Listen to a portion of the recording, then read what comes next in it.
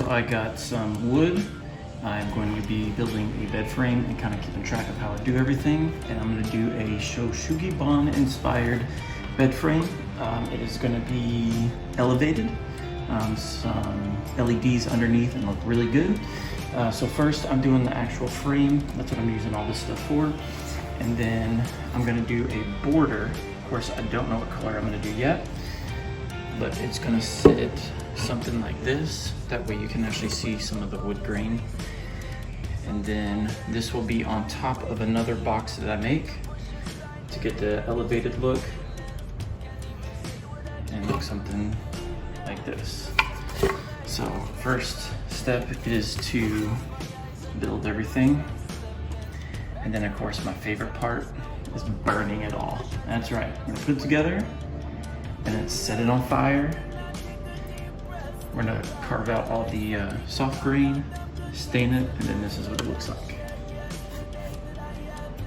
Except I think I'm gonna do gray instead of red. So essentially the end product is like this.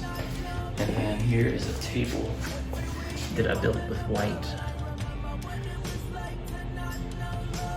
Anyway, so, except we're doing this on a bed frame.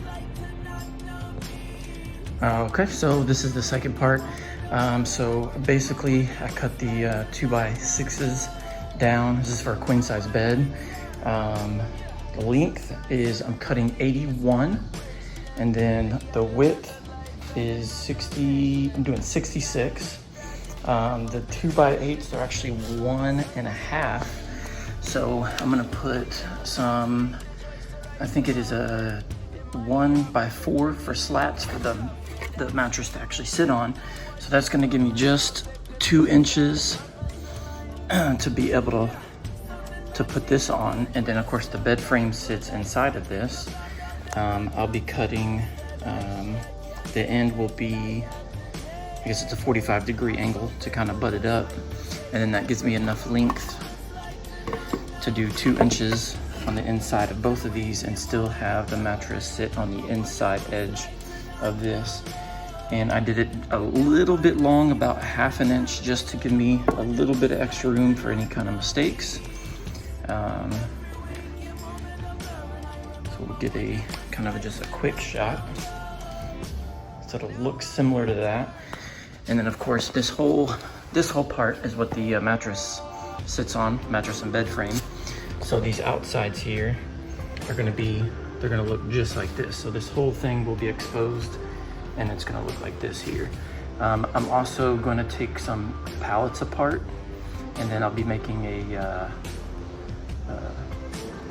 I guess the thing that goes up against the wall. I forget what it's called, headboard, that'll look like this as well. Of course, I don't think we're gonna go red. I think we're gonna do grays and some purples. So the next thing is finding the best sides that face out to get the good look, and then screwing it all together. The next step is cutting a centerpiece that goes up through the middle for center support for the beams to go across to actually support the mattress. So there's a couple different looks you can go for as far as your final product.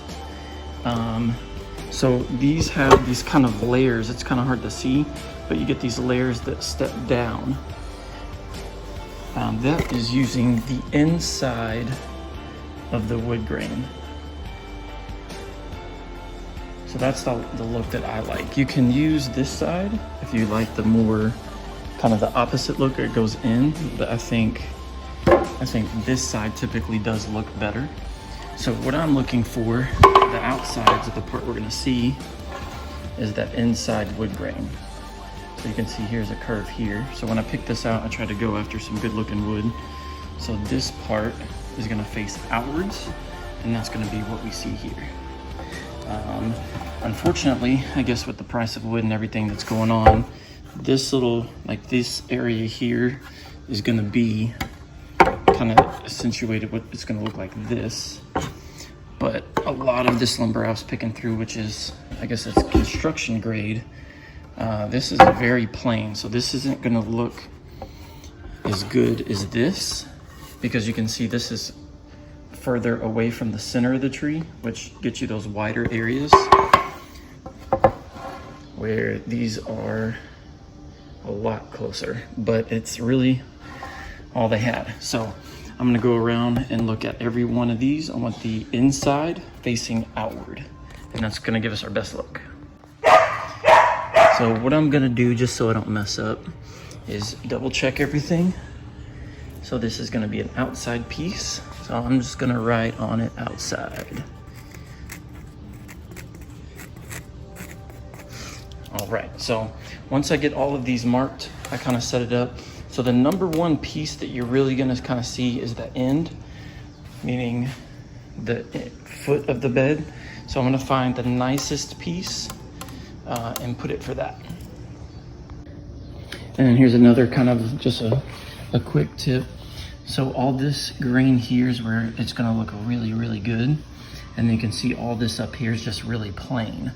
So when you walk into the room, the part of the board that is gonna be exposed is gonna be further down, because you're gonna have some of your blankets and whatnot hanging down. So I want this to be towards the bottom, sitting like that. It's a little dark in here. That way anything, of course we're gonna have the part that hangs over a little bit. Let me grab that real quick so I can show you. Okay, so we were talking about the nice area towards the bottom. So this is gonna hang over just a little bit. So you won't see this area up in here that's real plain. This is what's gonna be exposed. It does cast a little bit of a shadow, and then of course, if you have anything hanging over.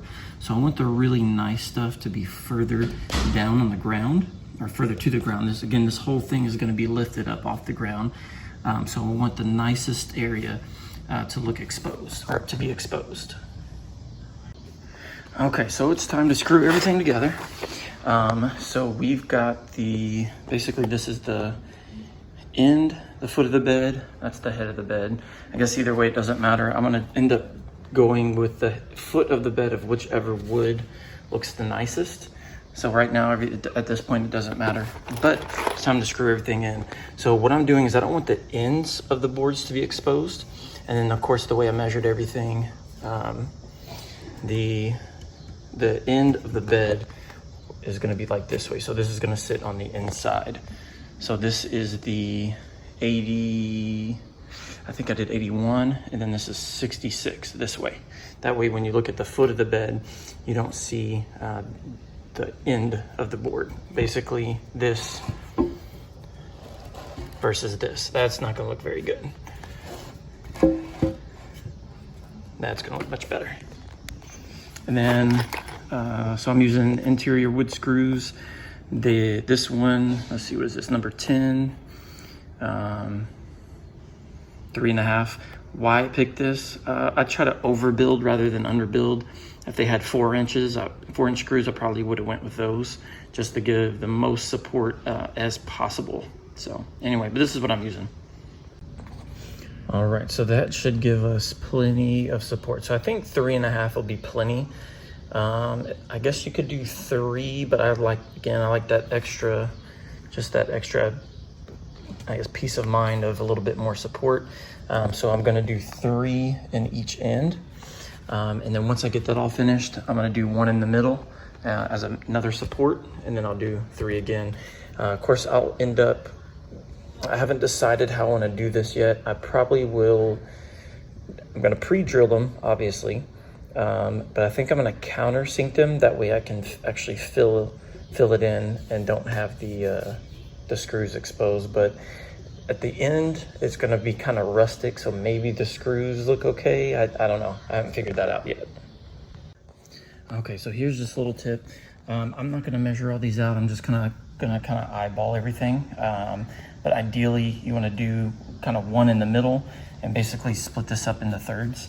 I don't put my tools back everywhere they go, so this isn't quite big enough. It's still gonna prevent it from splitting, anything like that. So the screws are going in a little tight. So just a tip, you take your screw, and I got a little flake of soap, and you can put a little bit of soap on there, and that will help them go in easier. Okay, so you're gonna have some inconsistencies and everything in the wood. What I'm looking for is not so much flush on top. I want it to be flush on the bottom and flush on this outside here. So I want that part to be perfect. I've got everything lined up. I've got the middle screw in. I've got my pilot holes drilled. The next thing I'm gonna do is a little countersink. So this thing is really nice. That just helps from compressing the wood and tearing anything up. So you just take a little bit off the edge with the drill and this will look perfect.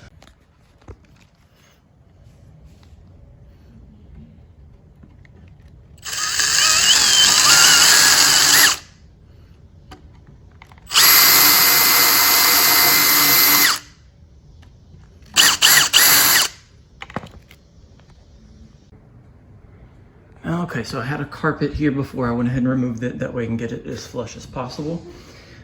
So the head and foot are 66. So we're gonna divide that right in half, so 33. I marked the center line for both of these. So we're gonna go ahead and screw these in. I checked it on both points. End screws are done. So this is just the main support beam right here. Okay, so for this part, just try to get everything as good as I can. I've only screwed in one screw at the top so I can get a little bit of a pivot. As I don't know if you can tell, there's a little bit of a warp in this board. So I'm gonna flip it over, I'm gonna measure everything again, and I'm gonna kind of bend the board a little bit to get it as straight as I possibly can, just to make sure everything is as good as it can be. All right, so we got the frame pretty much finished. We gotta do the slats. This is for the support. I got everything marked at 66 inches because we're 66 inches all the way across. So tomorrow we'll be cutting all those, screwing these down, and then on the next step. All right, now it's starting to look like a bed frame that you would recognize. So I cut all of the, I forgot what these are, 1x4s. I think I did 8 of them. I'll do evenly spaced all the way down. So I'm gonna go ahead, I went ahead and sanded these down. I just did 220. Basically just the reason for that was to roll over the edges and just clean everything up. That way when the bed goes on and off or any kind of sheets, nothing gets snagged, no splinters anywhere, just kind of minimize it anyway. So the next is to go ahead, I'm gonna screw one of these down. I'm gonna measure the full length and then divide that by, I guess I have 1, 2, 3, 4, 5, 6. I'll have 7. I'll divide that by 7, and then I'll give me evenly spacings on these here. Okay, so to attach all of these, I am using 1.5 inch. These are number 8. And of course, these are these fancy ones, which really help out a lot. So attach them all down. Okay, so here's a little trick that I learned. So I went ahead and screwed the front board here and the very end one down there. I've got 8 boards. So basically what I do is I take all the rest of the boards, I shove them all the way down there. Because I have 8 boards in total, that leaves 7 spaces in the middle. So a ruler or our measuring tape, we're gonna measure from the end of one board to the inside. Let me put you down for a minute. Inside of this, and I get right at 56.5. So then what we're gonna do is take 56.5 divided by 7, which is gonna give us, it's 8 point, I'm not gonna worry about the decimal, but it's basically 8.07. We're gonna call that 8. So what that means is I have 8 inches between each one of these slats here. So what I'm probably gonna do is I'm gonna use one of the spare pieces of this. I'm gonna cut 2 of them to 8 inches, and then all I have to do is lay those in between, screw everything down, move them to the next one. When I get to the very end, it'll be off just a little bit, but it shouldn't be a big difference. All right, so I cut 2 boards here, this one and this one. Remember, we're cutting these at 8.07. I'm not really gonna worry about the 0.7, but what I did do is just cut them just a hair long. I can't get a good picture, but it just hangs over just a hair, just to kind of make up for that 0.7. So then what I'll do with these is basically lay these in between here. I'll do them at the ends. I'm gonna take the next board and just butt it up like this. Then we take this board out and we're gonna work all the way down, and I'm just gonna do a quick test fit. All right, so just a quick test fit. And at the very end, you can see it's almost perfect. I could probably jam this down in there, but I'm just a hair off, which is okay. This doesn't have to be perfect. But we got our just a little bit over an 8-inch. So that's kind of the spacing, and essentially everything looks perfect. So as I'm building this, I'm thinking about some other things.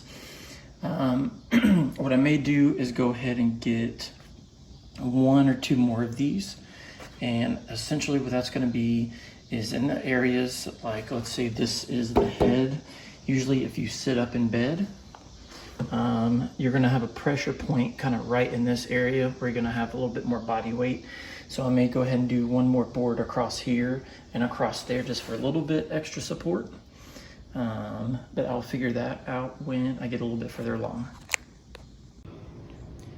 Okay, so I got everything pretty much screwed into place.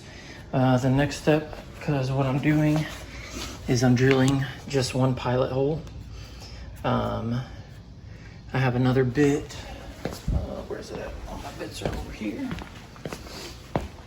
Because I'm just trying to be extra careful with this wood. So I drilled my pilot hole. I just chamfer it a little bit. I'm not really sure what this is called. Just kind of chamfer the hole, open it up. And then once I put the screw in there, that just really stops any of this from cracking. So all I did was make sure everything was perfect. I got 1 at each end. So now everything is nice and pretty much secure. So the next step is to pre-drill all the other holes. Go back, hit it with this, and then screw everything down. All right, there we go. So this part, frame-wise, it's pretty much finished as of right now. So the next step, I'm gonna end up adding is I'm gonna have to go get a couple 2x8s, burn everything down, and basically, obviously the mattress sits on top of this. Sorry, I'm trying to hold the camera and do this at the same time. So this will go the full length of the bed all the way down, so it sticks outside the bed. And then of course at the foot, I'll do a 45-degree angle so it butts up real nice. It won't be square like this, but this will go all the way down and all the way around the bed except for the where the headboard's gonna be. The next thing after that, and I'll screw, so these will be screwed into basically the bottom of these. So I'll go from the bottom up. And then I think what I'll end up doing is in the center, just for a little bit more support, is I'll do a bracket probably every other one. So I'll do it at the first one. I'll do 1, 3, 5, and then 7. So they get me at the ends. Just for extra support, and then if we ever have to move any of this, everything will break down pretty nice. And of course that'll be on the underside. All right, so I'll have screws here going into the bottom, and then I'll have some sort of little bracket in here to make sure everything's nice and tight. So that is the next step. Obviously, excuse the mess, I've been working in here, so. But I think this is gonna turn out pretty awesome. After I take care of these, the step after that is going to be a couple more 2x8s. And then what I'll do is these will go in here as a support. And I haven't decided quite yet if I'm gonna do 2x8s, or I'm sorry, 2x6s or 2x8s. I'm probably gonna do 2x8s. And then I'll build essentially a subframe, which this entire thing sits on. And what that'll look like is essentially, it'll be a little bit longer than this. Of course, it's not gonna be this, but I'll have, I don't know, maybe a foot or 2, or I'd say 14 inches that this end it overhangs. So from the sides and from the bottom, you won't see anything. Whoa. So basically, oh, is this thing gonna fall? We'll have a box here with sides on it. That box will go down here, I'd say probably around this way right here. And then I'm gonna leave the ends open. And then basically this will go onto the other one. So I'll have a support system here for it, just to give a little bit of support. And then at the end of the bed, it'll be open. That way I can actually slide some things under the bed and it'll essentially go into the subframe.